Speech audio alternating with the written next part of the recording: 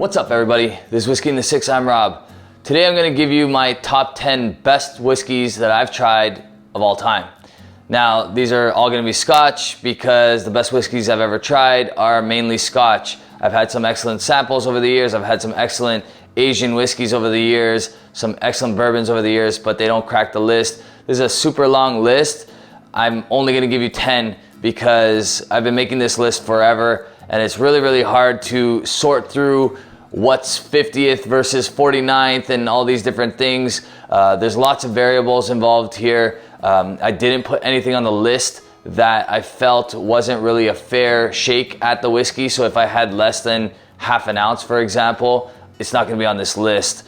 There's a bunch of whiskeys that I've tried over the years that were absolutely incredible, but I've had very small portions. A whole bunch of the samples that Mike and Narby sent us, like the Kurosawa that he sent us, the Springbank 10 100 proof from back in the day that had older whiskey in it, those can't be on this list because I only had about a half an ounce, maybe even a little bit less than a half ounce.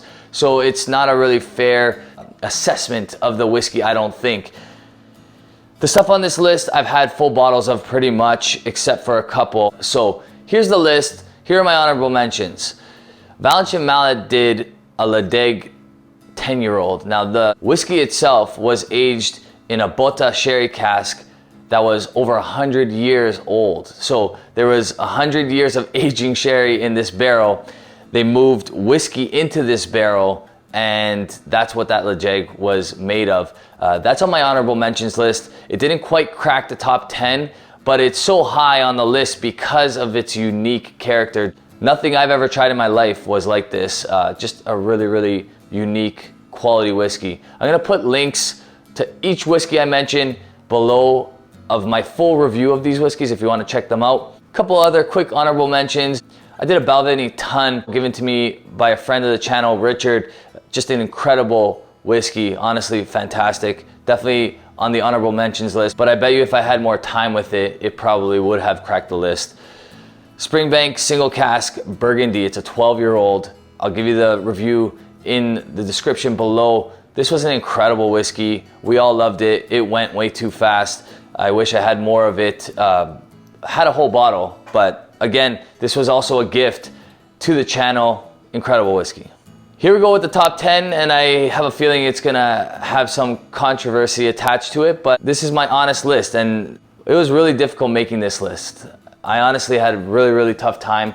It's still something that I toggle over, and I'm not 100% sure that this is the correct order, especially because some of these are long gone, and I haven't tried them for a very long time. So my experience at that time might be very different than my newer experience with that whiskey if I was trying that whiskey right now. Okay, so here we go. To the best of my ability, my top 10 whiskeys of all time, starting with the Gordon MacPhail Macallan Speymalt 2000, bottled at 55.5%. This is a 21-year-old whiskey. You're not finding Macallan at cask strength for this price anywhere. About $500 retail, less in some places. I really love this whiskey. I think it was fantastic. I gave it a very high score. Again, you can check out the review below. Really great whiskey. That's my number 10. The Glengoyne 30-year-old batch 1. Now, this was a fantastic whiskey. I guess my only knock on it was the ABV was a little light at 46.8% or something like that. It drank lighter. That was my only criticism, but fantastic stuff. Honestly, it could even be a little higher on this list. It really depends on your mood and what you like, but really fantastic whiskey. So that's the Glengoyne 30 batch 1. Number 8 is the Springbank 10 local barley from 2020. Now, a lot of people love this whiskey. A lot of people didn't love this whiskey. I thought it was fantastic. It was one of my favorite whiskeys of all time, obviously, and it cracked the top 10 at a 10-year-old, which I think is pretty crazy. Just a fantastic whiskey overall. Kind of brings back elements of what everybody loved about Springbank in the early years. I think a lot of people reminisced with this whiskey, and if they had the chance to try older Springbank, they really loved this one as well. Number 7 is the BOWMORE 21 batch 1 Austin Martin. All right, now 40% of this whiskey is 35 years or older. All right, so It says 21 years on the bottle, but it's much older on average. Just a fantastic whiskey overall. Honestly, I really love this whiskey. I'm very slowly going through the bottle that I have. It was well priced in my opinion, based on the fact that there's whiskey that's really old in it. It was a high ABV, over 50%. Just a fantastic whiskey overall in my opinion.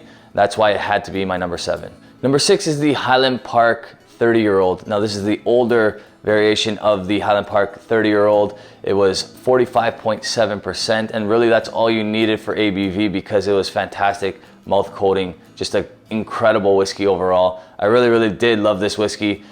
It went a little too fast and it was far too easy to drink, so that's why it had to be my number 6. Number 5 is the Glendronach Grandeur Batch 9, 009 to be specific. Now, a lot of people love the Batch 10 even more. I really liked the Batch 10 as well, but I thought that the Batch 9 was just fantastic. I had the luxury of having a whole bottle of the Batch 9, really got to know that whiskey, really fell in love with that whiskey. It was everything that I loved and fell in love with when it came to Glendronach, and I really hope that they can continue to produce whiskeys like that in the future. Second Springbank that makes this list at number 4 is the second Springbank on this list. It's the Springbank 21 from 2019. This one was half rum casks, or just about half rum casks involved in the maturation. Overall, incredible whiskey. I liked it a lot better than the 2020, which was much darker, heavily sherry influence. A lot of people like that 2020 better. I'm a big fan of that 2019. It gave me everything I want in Springbank. All that funk, all that sweetness, all that great Springbank goodness. So that's my number 4. Number 3 is an introduction to a whiskey line that I really was sleeping on, had no idea about it at the time. Really fantastic stuff. It's the Glenfarclas 1991. It was a 27-year-old winter of 1991 cask 5675. This whiskey was just incredible. Now, again, I've had lots of family casks since then. Nothing's kind of measured up, even if they were older. So I wonder if it was just the novelty of having my first family cask and really loving it, or if this one was just that unique and special. And I think it's the latter, to be honest with you, because it's so high on my best whiskeys of all time list that it must have been just an incredible whiskey. I had a lot of great, really expensive whiskeys over the years, and this list doesn't quite match dollar for dollar when it comes to like the most expensive whiskeys I've ever had, but these are here for a reason, and they did something special when I drank them. They're just incredible stuff. So for whatever reason, this Glenfarclas 27-year-old 1991 really sticks out to me, and it had to be my number 3. So the number 2 is a Gordon MacPhail Connoisseur's Choice Mortlach from 1987. This was 31 years old. This whiskey was absolutely phenomenal. Probably my favorite whiskey up until very recently. Just incredible overall. I bought this at around the same time that I bought the Gordon MacPhail Linkwood 1984, and in my opinion, this Mortlach absolutely crushed it. It was just incredible all around. Everything I love about whiskey.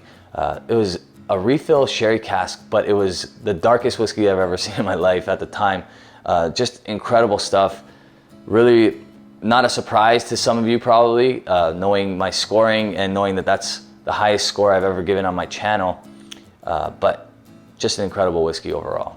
Number 1 is the Gordon MacPhail Glenlivet 80-year-old.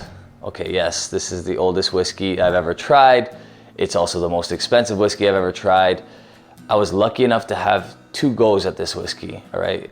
Was invited to a tasting to try this whiskey, tried it that night, brought it back, tried it again on a whiskey rant with Jeremy. Just incredible stuff. It has to be the best whiskey I've ever tried. Just the most unique thing I've ever experienced in the whiskey world as far as flavor profile, complexity, overall great taste, nothing off-putting whatsoever. Just a fantastic whiskey. I cannot reminisce enough about this. I cannot wax poetic enough about this. It was just a beautiful overall experience and a beautiful overall whiskey, and it had to be my number 1. Gordon MacPhail is all over my top 50. I might reveal one day my top 50, but like I said, it's ever changing, and it's really, really hard to narrow down the nitty gritty when it comes to like a 21 versus a rank 22. It's just really tough to do. Even this was, like I said, really tough to do. But the Glenlivet 80 had to be my number one. I don't think that there was anything even close as far as experience goes. The only thing mark-wise that was close was the Mortlach, but I bet if I had them side by side, it wouldn't be that close. Also, the highest mark I've given on my channel, a 95 when I had this whiskey meant more to me than a 95 when I had the Mortlach. So I hope that means something to you guys. It's really a finicky thing marking whiskey, and it's ever changing. It's always difficult. Sometimes I'll have a 92 now that's better than something I gave a 94 to 4 years ago, right? And that's just kind of the name of the game. Unfortunately, we can't go back and change our scores, but in our head, we're kind of always doing that, right? So this is my list for now. It can change, and when it does, maybe I'll come up with another video. Hope you liked it. Give it a thumbs up if you did. If you really liked the video, hit the subscribe button if you haven't already. You can like me on Instagram, Twitter, Facebook, and you can support this channel on Patreon. Cheers.